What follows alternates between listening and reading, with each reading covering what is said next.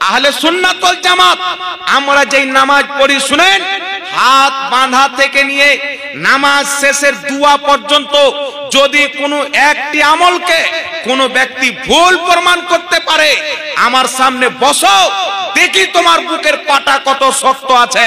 কিয়ামতের সকাল পর্যন্ত হানাফিদের নামাজকে কেউ যদি ভুল প্রমাণ করতে পারে তাকে মহমাঙ্গা ইনাম দেওয়া হবে, কিন্তু কিয়ামত আসা সম্ভব আমাদের নামাজকে ভুল প্রমাণ করা কোনো মায়ের লালের পক্ষে সম্ভব হবে না। মুসলমান পুরস্কার দিতে হবে না, আপনারা নামাজে যেগুলো করেন সেইগুলো দলিল দিলেই হবে।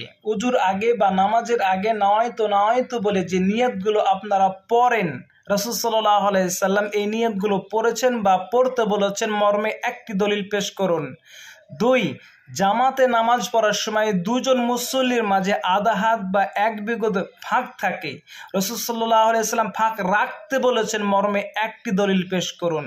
3, নামাজে মহিলারা বুকের ওপর হাত বাঁধবে আর পুরুষরা নাভির নিচে হাত বাঁধবে, এই পার্থক্য রাসূল সাল্লাল্লাহু আলাইহি সাল্লাম করেছেন মর্মে একটি দলিল পেশ করুন।